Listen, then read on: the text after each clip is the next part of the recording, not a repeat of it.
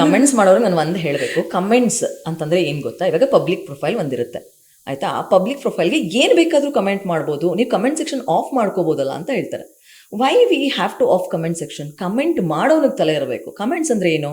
ಚೆನ್ನಾಗಿದೆ, ಚೆನ್ನಾಗಿಲ್ಲ, ನೀವು ಈ ಥರ ಮಾಡಿ, ಇನ್ನೂ ಈ ಥರ ಮಾಡಿದ್ರೆ ಬೆಟರ್ ಆಗುತ್ತೆ, ಇದು ನನಗೆ ಇಷ್ಟ ಆಯಿತು, ಇಷ್ಟ ಆಗಿಲ್ಲ, ಇದನ್ನು ಕಮೆಂಟ್ ಅಂತಾರೆ. ಅದು ಬಿಟ್ಬಿಟ್ಟು ನಮ್ಮ ಖಾನ್ದಾನು ಮತ್ತು ಅದೇನೇನೋ ಬೀಪ್ ವರ್ಡ್ಸು ಅದನ್ನೆಲ್ಲ ತೆಗೆದು ನಮ್ಮ ಬಾಡಿ ಬಗ್ಗೆ ಶೇಮ್ ಮಾಡಿಕೊಂಡು ನೀನು ಹಾಗೆ ಹೀಗೆ ಅಂತ ಏಕವಚನದಲ್ಲಿ ಇದನ್ನೆಲ್ಲ ಮಾಡೋದನ್ನ ಕಮೆಂಟ್ಸ್ ಅನ್ನಲ್ಲ. ಸೊ ಕಮೆಂಟ್ಸ್ ಮಾಡೋನಿಗೆ ಒಂದು ಬೇಸಿಕ್ ಸೆನ್ಸ್ ಇರಬೇಕು. ಪಬ್ಲಿಕ್ ಪ್ಲ್ಯಾಟ್ಫಾರ್ಮಲ್ಲಿ ನಾವು ಇನ್ನೊಬ್ಬರ ಬಗ್ಗೆ ಕಮೆಂಟ್ ಹಾಕ್ತಾ ಇದ್ದೀವಿ, ನನ್ನ ಕಮೆಂಟ್ ಹೇಗಿರಬೇಕು ಅನ್ನೋದು ಇರಬೇಕು. ಕಮೆಂಟ್ ಸೆಕ್ಷನ್ ಆಫ್ ಮಾಡ್ಕೊಳ್ಳೋದಲ್ಲ ಆಪ್ಷನ್, ಇದಕ್ಕೆ ನಿನಗೆ ತಲೆ ಇರಬೇಕು ಫಸ್ಟ್ ಆಫ್ ಆಲ್. ಸೊ ಇದನ್ನ ಕಮೆಂಟ್ಸ್ ಮಾಡೋರು ನಾನು ಹೇಳೋದಕ್ಕೆ ಇಷ್ಟಪಡ್ತೀನಿ. ಇನ್ನೊಂದು ಏನಾಗ್ಬಿಡುತ್ತೆ ಗೊತ್ತಾ, ಇವಾಗ ಡಿ ಬಾಸ್ ಫ್ಯಾನ್ ಅಂತ ಹಾಕೊಂಡಿರ್ತಾರೆ, ಕಿಚ್ಚಾ ಫ್ಯಾನ್ ಅಂತ ಹಾಕೊಂಡಿರ್ತಾರೆ, ಅವ್ರ ಪಕ್ಕದಲ್ಲಿ ಕಿಚ್ಚಾ ಅವ್ರ ಹೆಸರು ಹಾಕೊಂಡಿರ್ತಾರೆ, ಇಲ್ಲಿ ಕಮೆಂಟ್ ಸೆಕ್ಷನ್ ನೋಡೋದು ಮಾತಾಡ್ತಿರ್ತಾರೆ. ದೆನ್ ಅವ್ರಿಗೆ ನಮ್ಮ ಬಟ್ಟೆ ಬಗ್ಗೆ ಪ್ರಾಬ್ಲಮ್ ಇರುತ್ತೆ, ನೀನು ಯಾಕೆ ಹಿಂಗೆ ಬಟ್ಟೆ ಹಾಕಿದ್ಯಾ, ನಿಂಗೆ ನಾಚಿಕೆ ಮಾನ ಮರ್ಯಾದಿಲ್ವಾ, ಅದು ಇದು ಅಂತ. ಬಟ್ ಇವ್ರು ಯಾರ್ಯಾರು ಬಾಸ್ ಮಾಡ್ಕೊಂಡವ್ರೆ, ಅವ್ರಿಗೆ ಹೀರೋಯಿನ್ಸ್ ಎಲ್ಲ ಹಾಕಿರ್ತಾರಲ್ವ modern dress, they are not worried about that only. See ಈ ಥರ ಇಂಥವ್ರ ಫ್ಯಾನ್ಸ್ ಅಂತ ನೀವು ಹಾಕೊಂಡು ಹಿಂಗೆ ಮಾತಾಡಿದ್ರೆ ಅಂತ ಅಂದ್ಬಿಟ್ಟು ನಾನು I asked Sudeep sir fan association ಯಾರಿದ್ದಾರೆ ಅಭಿರಾಗ್ ಅಂತ ಅನ್ನೋರಿಗೆ ನಾನು ಮೆಸೇಜ್ ಮಾಡಿದೆ, ನೋಡಿ ಈ ಥರ ಯಾವುದೋ ಹುಡುಗ ಹಿಂಗೆ ಕಿಚ್ಚ ಬಾಸ್ ಫ್ಯಾನ್ ಅಂತ ಹಾಕೊಂಡಿದ್ದಾನೆ, ಹಿಂಗೆ ಮಾತಾಡ್ತಾ ಇದ್ದಾನೆ ಅಂತ. Then the same day evening he ask me sorry, ಇವಾಗ ನಿನಗೆ ಅಷ್ಟು ಫೇಸ್ ಮಾಡಕ್ಕೆ ನಿನಗೆ ಇದಿಲ್ಲ ಅಂದರೆ ಕಮೆಂಟ್ಸ್ ಏನಕ್ಕೆ ಮಾಡ್ತೀವಿ ಬಟ್ಟೆ ಬಗ್ಗೆ. ಆ್ಯಂಡ್ ಬಟ್ಟೆ ಬಗ್ಗೆ ಅಂತೂ Monica everyone are so keen. ಆದರೆ ಅವನೇ ಯಾರ್ಯಾರನ್ನೋ ಫಾಲೋ ಮಾಡ್ತಿರ್ತಾನೆ, ಬಿಕಿನಿ ಮಾಡೆಲ್ಸ್ನೆಲ್ಲ ಫಾಲೋ ಮಾಡ್ತಿರ್ತಾನೆ, ಬಟ್ ನಮ್ಮ ಬಟ್ಟೆ ಬಗ್ಗೆ ಅವ್ರಿಗೆ ತೊಂದರೆ ಇರುತ್ತೆ.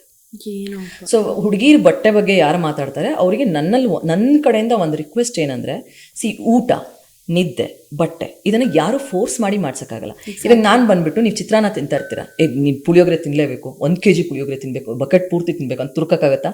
ಇಲ್ಲ ಅಲ್ವಾ? ನಿನ್ನಿದ್ದೆ ಅದು, ನಿನ್ನ ಊಟ ನಿನ್ನಿಚ್ಛೆ, ಅದು ನಿನ್ನ ಬಟ್ಟೆ ನಿನ್ನಿಚ್ಛೆ. ಬೇಕು ಅಂತ ತೋರಿಸಿ ಕಮೆಂಟ್ಸು ಅಥವಾ ಲೈಕ್ಸು ಫಾಲೋವರ್ಸ್ಗೋಸ್ಕರ ಎಕ್ಸ್ಪೋಸ್ ಮಾಡ್ತಾರೆ ಗೊತ್ತಾ, ಅದ್ರ ಬಗ್ಗೆ ನಾನು ಮಾತಾಡ್ತಿಲ್ಲ. There is a thin line between glamour and expose. Exactly ಅಲ್ವಾ? ಗ್ಲಾಮರಸ್ ಆಗಿರೋ ಕಂಟೆಂಟ್ನ ನೀವು ಗ್ಲಾಮರ್ ಥರನೇ ನೋಡಬೇಕು, ಅದು ಬಿಟ್ಬಿಟ್ಟು ಅದನ್ನು ಎಕ್ಸ್ಪೋಸ್ ಅಂದ್ಕೊಂಡು ನೀವು ಮಿಸ್ಟೇಕ್ ಮಾಡ್ಕೊಂಡು ಕಮೆಂಟ್ ಹಾಕಿದ್ರೆ ಅದು ನಿಮ್ಮ ತಲೆ ಇಲ್ಲ ಅಂತ. ಸೊ ಬಟ್ಟೆ ಅವ್ರ ಇಚ್ಛೆ. ಇವಾಗ ನಮ್ಮಲ್ಲಿರೋ ಒಂದು ಕರ್ನಾಟಕದಲ್ಲಿರೋ ಹೆಣ್ಮಕ್ಳಿಗೂ ಗೊತ್ತಿದೆ ಯಾವ ಸಂದರ್ಭಕ್ಕೆ ಯಾವ ಬಟ್ಟೆಗಳು ಹಾಕಬೇಕು ಅಂತ. ಈಗ ಫಾರ್ ಎಕ್ಸಾಂಪಲ್ ನಾವು ಬೀಚ್ ಹತ್ರ ಹೋಗ್ತೀವಿ, ಅಲ್ಲಿ ನಾವು ಯಾವ ರೀತಿ ಬಟ್ಟೆಗಳನ್ನ ಹಾಕಬೇಕು, ನೀರಲ್ಲಿ ಆಟ ಆಡೋದಕ್ಕೆ ಏನು ಕಂಫರ್ಟಬಲ್ ಇರುತ್ತೋ ಆ ರೀತಿ ಬಟ್ಟೆಗಳು ಹಾಕ್ತೀವಿ. ನಾವು ದೇವಸ್ಥಾನಕ್ಕೆ ಹೋಗ್ತೀವಿ, ಲಂಗ ದಾವಣಿ ಹಾಕೊತೀವಿ ಅಥವಾ ಸ್ಯಾರಿ ಹಾಕೊತೀವಿ, ಲೆಹೆಂಗಾ ಹಾಕೊತೀವಿ. ನಮಗೆ ಸೆನ್ಸ್ ಇದೆ ಯಾವ ಸಂದರ್ಭಕ್ಕೆ ಹೇಗೆ ಬಟ್ಟೆ ಹಾಕಬೇಕು ಆ್ಯಂಡ್ ಆ ಬಟ್ಟೆ ಹಾಕಿದಾಗ ನಾನು ಹೇಗೆ ಕ್ಯಾರಿ ಮಾಡಬೇಕು ನಾನು ಅಂತ. ಸೊ ಆ ಸೆನ್ಸ್ ನಮ್ಮ ಎಲ್ಲ ಹೆಣ್ಮಕ್ಳಿಗೂ ಇದೆ. ಸೊ ನೀವು ಆ ಒಂದು ವರ್ಷ ತಲೆ ಕೆಡಿಸ್ಕೋಬೇಡಿ. ಹಂಗೂ ತಲೆ ಕೆಡಿಸ್ಕೊಳಂಗಾದ್ರೆ ಎಲ್ಲ ಬ್ರ್ಯಾಂಡ್ ಅಂಗಡಿಗಳ ಮುಂದೆ ಸತ್ಯಾಗ್ರಹ ಮಾಡಿಬಿಟ್ಟು ಕ್ಲೋಸ್ ಮಾಡಿಸ್ಬಿಡಿ. ಆವಾಗ ಬಟ್ಟೆನೇ ಸಿಗಲ್ವಲ್ಲ ನಮಗೆ ಹಾಕೊಳ್ಳೋದಕ್ಕೆ. ಇಲ್ಲಿ ಬಂದು ಯಾರೋ ಒಂದು ಪರ್ಟಿಕ್ಯುಲರ್ ವ್ಯಕ್ತಿಯ ಪೋಸ್ಟ್ ಕೆಳಗಡೆ ನೀವು ಕಮೆಂಟ್ ಹಾಕೋದ್ರಿಂದ ಏನು ಚೇಂಜಸ್ ಆಗಲ್ಲ. ಬಟ್ಟೆ ಅಷ್ಟೇ. ಬಟ್ ನನಗೇನು ಅನಿಸುತ್ತೆ ಗೊತ್ತಾ, ಈ ಶಾರ್ಟ್ ಕ್ಲಾತ್ಸ್ ಹಾಕಿದಾಗ ಹುಡುಗರ ಮೈಂಡ್ ಸೆಟ್ ಯಾಕೆ ಬೇರೆ ಆಗುತ್ತೆ ಅಂತ. ಎಲ್ಲ ಹುಡುಗರ ಬಗ್ಗೆ ನಾನು ಮಾತಾಡ್ತಿಲ್ಲ, ಕೆಲವರು ಹುಡುಗರು ಸ್ಕಿನ್ ಕಾಣಿದ ತಕ್ಷಣ ನಿಮ್ಮನ್ನು ನೀವು ಕಂಟ್ರೋಲ್ ಮಾಡ್ಕೊಳಕ್ಕಾಗಲಿಲ್ಲ ಅಂದರೆ ಹೇಗೆ ಅದು? ಅಲ್ಲಿಗೆ ಯಾರಿಗೆ ರೋಗ ಇದೆ ಅಂತ? ಬಟ್ಟೆ ಹಾಕೋರಿಗೆ ರೋಗ ಇದೆಯಾ, ನಿಮಗೆ ರೋಗ ಇದೆಯಾ? ಈಗ ಫಾರ್ ಎಕ್ಸಾಂಪಲ್ ನಿಮ್ಮ ತಾಯಿ ಅಥವಾ ನಿಮ್ಮ ಅಕ್ಕ ಮನೇಲಿರ್ತಾರೆ, ಅವ್ರದ್ದೇನಾದರೂ ಚರ್ಮ ಏನಾದರೂ ಕಾಣಿಸ್ದಾಗ, ಅಲ್ಲಿ ಇಲ್ಲಿ ಮನೆ ಒರೆಸ್ತಾ ಇರ್ತಾರೆ ಅಥವಾ ಏನೋ ಕಾಣಿಸ್ದಾಗ ನಿಮ್ಗೇನಾದರೂ ಅನಿಸುತ್ತಾ? ಅನಿಸಲ್ಲ ತಾನೆ. ಹಾಗೆ ತಾನೇ ಕಂಡೋರು ಹೆಣ್ಮಕ್ಳು ಕೂಡ. ಅದು ಹೆಂಗೆ ಪಬ್ಲಿಕ್ ಸೋಷಿಯಲ್ ಮೀಡಿಯಾದಲ್ಲಿರೋವಂಥ ಹೆಣ್ಮಕ್ಳು ಅಥವಾ ಪಬ್ಲಿಕಲ್ಲಿ ಇರೋವಂಥ ಹೆಣ್ಮಕ್ಳೆಲ್ಲ ನಮ್ಮವರು ಅಂತ ಅನ್ಕೊಂಡ್ಬಿಡ್ತೀರಾ ನೀವು. ಸ್ಕಿನ್ ನೋಡಿದ ತಕ್ಷಣ ಹೆಂಗೆ ಚೇಂಜ್ ಆಗುತ್ತೆ? ಅಲ್ಲಿಗೆ ನಿಮ್ಮ ಮಾನಸಿಕ ಶಕ್ತಿ ಅಷ್ಟೊಂದು ವೀಕ್ ಇದೆಯಾ? ಸೊ ಶಾರ್ಟ್ ಡ್ರೆಸ್ ಹಾಕಿದಾಗ ಆಬ್ವಿಯಸ್ಲಿ ಸ್ವಲ್ಪ ಸ್ಕಿನ್, ಇವಾಗ ಫಾರ್ ಎಕ್ಸಾಂಪಲ್ ನಾವು ಮಿನಿ ಸ್ಕರ್ಟ್ ಹಾಕ್ದಾಗ ನಮ್ಮ ತೊಡೆ ಕಾಣಿಸುತ್ತೆ. ಒಂದಷ್ಟು ಡೀಪ್ ನೆಕ್ ನಾವು ಏನಾದರೂ ಡಿಸೈನ್ ವೇರ್ ಹಾಕಿದಾಗೆಲ್ಲ ಇಲ್ಲಿ ಕಾಣುತ್ತೆ. ಅದು ಕಾಣಿದಾಗ ಯಾಕೆ ನಿಮ್ಮ ಮನಸ್ಥಿತಿ ಚೇಂಜ್ ಆಗುತ್ತೆ? ಅದು ನನ್ನ ಕ್ವೆಶನ್ನು. ಯಾಕೆ ಅದನ್ನು ಚರ್ಮ ಥರನೇ ನೋಡಲ್ಲ, ಬೇರೆ ಥರ ಯಾಕೆ ನೋಡ್ತೀರಾ? ಬೇರೆ ಥರ ಯಾವಾಗ ನೋಡಬೇಕು? When you have a connection with me, when you are my husband or boyfriend or you are my soulmate, ಆವಾಗ ಮಾತ್ರ ನಿಮ್ಗೆ ಅದು ಬೇರೆ ಥರ ಅನಿಸಿದ್ರೆ ಓಕೆ, ನಾರ್ಮಲ್ ಆಗಿದ್ದೀರಾ ಅಂತ ಅನ್ಕೋಬೋದು. ಬಟ್ ಎಲ್ಲರ ಚರ್ಮ ನೋಡಿಬಿಟ್ಟು ನಿನಗೆ ಏನೇನೋ ಅನಿಸಿದ್ರೆ ಹೆಂಗೆ ಅನಿಸುತ್ತದು? ಇದು ಕ್ವಶನ್ ಕರೆಕ್ಟ್ ಅಲ್ವಾ ನಾನು ಕೇಳ್ತಿರೋದು? ಹೆಂಗೆ ಅನಿಸುತ್ತೆ? ಆ್ಯಂಡ್ ಈಗಂತೂ ಸುಮಾರು ಜನ ಚೇಂಜ್ ಆಗಿದ್ದಾರೆ, ಯಾಕಂತಂದರೆ ಎಲ್ಲರಿಗೂ ಅರ್ಥ ಆಗ್ತಿದೆ ಇಲ್ಲ ಬಟ್ಟೆ ಅವ್ರವ್ರ ಚಾಯ್ಸ್ ಅಂತ. ಬಟ್ ಇನ್ನೂ I am facing comments about ಇದು ಬಟ್ಟೆ.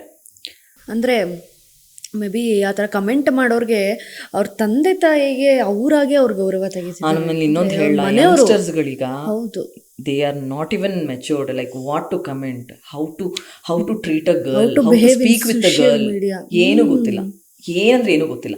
ಆಮೇಲೆ ಎಲ್ಲ ಮಿಸ್ಟೇಕ್ಗಳಿಗೂ ಪಾಯಿಂಟ್ ಔಟ್ ಆಗೋದು ಹೆಣ್ಣು ಫಸ್ಟು. ಅದು ಏನಾದರೂ ಆಗಿರಲಿ ಅವಳದೇ ಮಿಸ್ಟೇಕ್ ಅಂತ. ಇವಾಗ ರೇಪ್ ಆಯಿತು, ಎಷ್ಟೊಂದು ಅಲ್ಲಿ ಯಾವುದೋ ಖುಷಿಯನ್ನು ಹುಡುಗಿದ ರೇಪ್ ಆಯಿತು, ಅದಕ್ಕೆಲ್ಲ ನೀವು ಏನೂ ಮಾಡೋದಕ್ಕೆ ಬರಲ್ಲ. ಇಲ್ಲಿ ಮಾತ್ರ ನಾನು ಬಟ್ಟೆ ಹಾಕೋದಕ್ಕೆ ಕಮೆಂಟ್ ಮಾಡೋಕ್ಕೆ ಬರ್ತಾರೆ. ನಿಜ ನಂಗೆ ಗೊತ್ತಾಗಲ್ಲ ಹೆಂಗೆ ಅಂತ, ಹೆಂಗೆ ಪ್ರಾಬ್ಲಮ್ ಆಗುತ್ತೆ ನನ್ನ ಬಟ್ಟೆ, ನಿಜ ಗೊತ್ತಿಲ್ಲ. ಇನ್ಫ್ಯಾಕ್ಟ್ ಎಷ್ಟೊಂದು ಜನ ಸೋಷಿಯಲ್ ಮೀಡಿಯಾಗೆ ಬರ್ದಿರೋದೇ ಇದೇ ರೀಸನ್ಗೆ, ಅಯ್ಯೋ ಕಮೆಂಟ್ಸ್ನೆಲ್ಲ ಫೇಸ್ ಮಾಡಬೇಕಾಗುತ್ತೆ. ನಾನಂತೂ ಕಮೆಂಟ್ಸ್ ಆಫ್ ಮಾಡಲ್ಲ, ಅವ್ರನ್ನ ಆಫ್ ಮಾಡಿಬಿಡ್ತೀನಿ. ನಾನು ಖಂಡಿತ ಆಫ್ ಮಾಡಲ್ಲ. ಎಷ್ಟೊಂದು ಜನ ಇನ್ನೊಂದು ವಿಷಯದ ಬಗ್ಗೆ ಮಾತಾಡಬೇಕು, ನಾನು ಇದನ್ನ ನೆನ್ಸ್ಕೊಂಡು ಬಂದೆ ಮೈಂಡಲ್ಲಿ. What is entertainment according to you? I am asking you. Entertainment ಅಂದ್ರೆ ನೀವು ಕೇಳ್ತೀರಿ ಏನು ಎಂಟರ್ಟೈನ್ಮೆಂಟ್ ಅಂದ್ರೆ ಏನು? ಅಂದ್ರೆ TV reels what is about?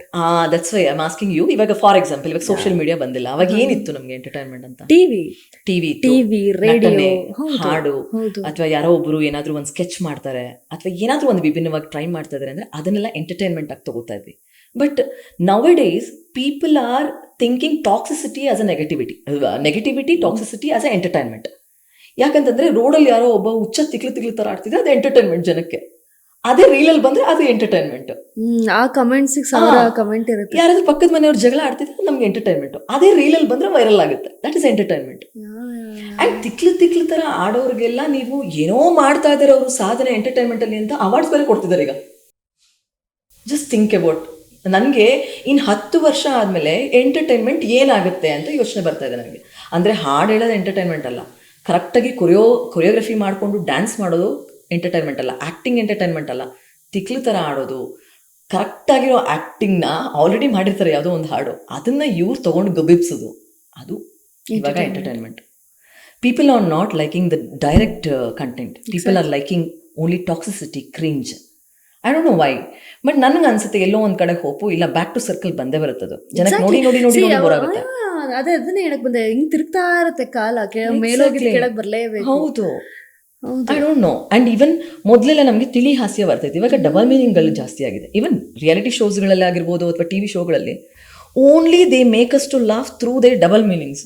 I don't know why, but ನಮ್ಗೆ ಆ ಥರ ಇರಲಿಲ್ಲ ಸ್ಟಾರ್ಟಿಂಗು. ಪಾಂಡುರಂಗ ಬಿಟ್ಟಲ್ಲ, ನಾನು ಇವಾಗ ಮೊನ್ನೆ ತಾನೇ ನೋಡ್ತಾ ಇದ್ದೆ, ಎಲ್ಲಾನು ಸರ್ಚ್ ಮಾಡಿ. MSN ಮೂರ್ತಿ ಅವರು ಅದಕ್ಕೆ writer. You know how good Parameshwara Silli Lalli writing ಎಷ್ಟು ಚೆನ್ನಾಗಿರ್ತಿತ್ತು ಗೊತ್ತಾ, ನಗು ಬರ್ತಿತ್ತು ಎಲ್ಲರಿಗೂ.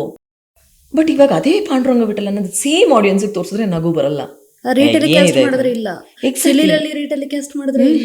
ಇಲ್ಲ ಮ್ಯಾಮ್, ಅದೇ ನಮ್ಮ ಸೋಷಿಯಲ್ ಮೀಡಿಯಾದಲ್ಲಿ ಆಗ್ತಾ ಇರೋಂತಹ ಒಂದು ಎಫೆಕ್ಟಿವ್ ಬಗ್ಗೆ. ಹೌದು. ಆಮೇಲೆ ಟಾಕ್ಸಿಸಿಟಿನ ಎಂಟರ್ಟೈನ್ಮೆಂಟ್ ಅನ್ಕೋತಿದ್ದಾರೆ. ಈವನ್ ಇವಾಗ ನಮ್ಮ ಎಂಟರ್ಟೈನ್ಮೆಂಟ್ ಇಂಡಸ್ಟ್ರಿನೂ ಹೆಂಗಾಗ್ಬಿಡುತ್ತೆ, ಜನಕ್ಕೆ ಏನ್ ಬೇಕೋ ಅದನ್ನ ಕೊಡ್ತಾ ಹೋಗ್ತೀವಿ. ಅದಕ್ಕೆ ಅಲ್ವಾ ಇವಾಗ ಸಿನಿಮಾ ಹೆಸರುಗಳೆಲ್ಲ negative titles. For example toxic ಆಗಿರ್ಬೋದು, ಡೆವಿಲ್ ಆಗಿರ್ಬೋದು ಎಲ್ಲ. So people thinking negativity and toxicity and ಇದು ಮೆಂಟಲ್ ಥರ ಆಡೋದನ್ನೆಲ್ಲ ಎಂಟರ್ಟೈನ್ಮೆಂಟ್ ಅನ್ಕೊಂತಿದ್ದಾರೆ. So I feel we have to go back again to the real entertainment ಅಂತ. ಬಿಕಾಸ್ ಒಂದು ಕಲೆನ ಜೀವವಾಗಿಟ್ಕೊಂಡು ಅಥವಾ ಬದುಕನ್ನು ಮಾಡಿಕೊಂಡು ಹಾಡುಗಾರರು ಇರ್ಬೋದು ಅಥವಾ ಸಾಹಿತ್ಯ ಬರೆಯೋರು ಇರ್ಬೋದು, ಕತೆ ಬರೋರು ಇರ್ಬೋದು, ಡ್ಯಾನ್ಸ್ ಮಾಡೋರು ಇರ್ಬೋದು, ಇವ್ರುಗಳೆಲ್ಲ ಒಂದು ಕಂಟೆಂಟ್ನ ರೀಲ್ ಮಾಡಿ ಹಾಕಿದಾಗ ಈ ಒಂದು ಸಂತೆ ಮಧ್ಯೆ ಅವ್ರದ್ದು ಮರೆಯಾಗಿ ಹೋಗ್ತಾ ಇದೆ. They are struggling a lot to get reach. In social media ಯಾರನ್ನ ತುಂಬಾ ಚೆನ್ನಾಗಿ ಹಾಡುಗಾರರು ಅಥವಾ ಹಾಡನ್ನ ಹಾಡಿದ್ರೆ ಅವ್ರಿಗೊಂದು ಏನೊಂದು 10,000 ಲೈಕ್ಸ್, 100 ಕಮೆಂಟ್ಸ್, ಅದೇ ಡಬ್ ಮಾಡ್ಕೊಂಡು ಹುಚ್ಚರಂಗ ಆಡೋದಕ್ಕೆ million likes. Why they are giving the award first of all? ಅದಕ್ಕೆ ಇವಾಗ ನೀನು ಒಂದು ಸಾಂಗ್ ತಗೊಂಡು ಅದಕ್ಕೆ ಒಂದು 100% ನ್ಯಾಯ ಒದಗಿಸಿದ್ಯಾ, ಆಕ್ಟಿಂಗ್ ಮಾಡಿದ್ಯಾ ಸಾಂಗಲ್ಲಿ, ಅಥವಾ ಅದಕ್ಕಿಂತ ಬೆಸ್ಟ್ ಆಗಿ ಮಾಡಿದ್ಯಾ ಅಂತಂದಾಗ yes you have some skills ಅಂತ ಹೇಳ್ಬೋದು. ಬಟ್ ತಿಕ್ಲು ತರ ಆಡಿ ಇರೋ ಕಮೆಂಟ್ ಸೆಕ್ಷನ್ ಅಷ್ಟೇ ಮ್ಯಾಮ್. ಅಂದ್ರೆ ಬೈತಾರೆ, ಇಲ್ಲ ಅಂತಾರ, ಜನ ಕರೆಕ್ಟ್ ಬೈತಾರೆ. ಆ ಬೈಯದ ಅದೇ 1000 ಕಮೆಂಟ್ ಅಲ್ಲೇ ಆಗೋಯ್ತಲ್ಲ ಅವ್ರಿಗೆ ಪುಷ್, ಅಲ್ಲೇ ಆಗೋಯ್ತಲ್ಲ. ಹೌದು, ಐ ಡೋಂಟ್ ನೋ. ಅವ್ರನ್ನೇ ಬೈತೀರಾ, ಅವ್ರನ್ನೇ ನೋಡ್ತೀರಾ. ಈವನ್ ಶೋಸು ಹಂಗೆ ಆಗಿರೋದು, ರಿಯಾಲಿಟಿ ಶೋಸ್ಗಳು ಅಷ್ಟೇ, ಅದ್ರ ಬಗ್ಗೆನೇ ಬೈತೀರಾ, ಅದ್ರ ಬಗ್ಗೆನೇ ಮಾತಾಡ್ತೀರಾ. ಬಿಸ್ನೆಸ್ ಯಾರಿಗ ಆಗ್ತಾ ಇದೆ ಅವ್ರಿಗೆ ಆಗ್ತಾ ಇದೆ, ಬಟ್ ನೀವು ಸುಮ್ಮನೆ ಇದ್ದೀರಾ ಮನೆಗಳಲ್ಲಿ ಅಷ್ಟೇ. ಸೊ ಇದಾದ್ಮೇಲೆ ಐ ಥಿಂಕ್ ರಾಧಾ ಕಲ್ಯಾಣ ಮುಗೀತು. ಅದಾದ್ಮೇಲೆ ನೀವು ಮತ್ತೆ ಫಿಟ್ನೆಸ್ ಗರ್ಲ್ ಆಗಿ ತೋರಿಸ್ಕೊಂಡ್ರಿ, ಕರ್ನಾಟಕ ಜನಕ್ಕೆ ಆ ರೀತಿ ಕೂಡ ಪರಿಚಯ ಆದ್ರಿ. ಸೊ ಅದಾದ್ಮೇಲೆ ನಿಂತೆ ಹೋಯ್ತು ಅವಕಾಶಗಳು. ಲಿಟ್ರಲಿ ಅಂದ್ರೆ ನೀವು ಅನ್ಕೊಂಡಿದ್ದೇನು ಸರಿ, ಬೇರೆ ಬೌಂಡ್ರಿಗೆ ಹೋಗಿ ನನ್ನ ನಾನು ಪ್ರೂವ್ ಮಾಡ್ಕೊಳ್ಳೋದು ಅನ್ನೋದಕ್ಕಿಂತ ಸ್ಪೆಷಲ್ ಏನಾದ್ರು ಮಾಡೋಣ, ಔಟ್ ಆಫ್ ಬಾಕ್ಸ್ ಥಿಂಕ್ ಮಾಡೋಣ. ಆರ್ಟಿಸ್ಟ್ ಬಿಟ್ಟು ಮತ್ತೇನ್ ಮಾಡ್ಬೋದು, ಆಸ್ ಅನ್ ಆರ್ಟಿಸ್ಟ್ ಆಗಿ ನಾನು ಏನ್ ಪ್ರೂವ್ ಮಾಡ್ಕೋಬಹುದು ಅನ್ನೋದೆಲ್ಲ ನೀವು ಆ ಪ್ರಯತ್ನವನ್ನ ಮಾಡೋ ಮುಖಾಂತರ ಇಲ್ಲಿ ಅವಕಾಶಗಳೆಲ್ಲ ಆಟೋಮೆಟಿಕ್ ಆಗಿ ಫೇಡ್ ಆಫ್ ಬಂತು. ರಾಧಾ ಕಲ್ಯಾಣ ಮುಗ್ದು ವರ್ಷಾಂಗಟ್ಲೆ ಅದು ಇದಾಗ ಹೋಯ್ತು, ಕೆಲವ್ರು ಮರೆತರು, ಕೆಲವ್ರು ನೆನ್ಪಿಟ್ಕೊಂಡಿದ್ದಾರೆ, ಹಿಂಗಾಗಿ ಸ್ಟಾರ್ಟ್ ಆಗೋಯ್ತು. ಅಷ್ಟೊತ್ತಿಗೆ ಬಂದಿದೆ ನಮ್ ಡಿಜಿಟಲ್ ಫೇಮ್ ಅಥವಾ ಈ ಸೋಷಿಯಲ್ ಮೀಡಿಯಾ ಫೇಮ್ ಅಂತ ನಾವೇನಂತೀವಿ ಅದು.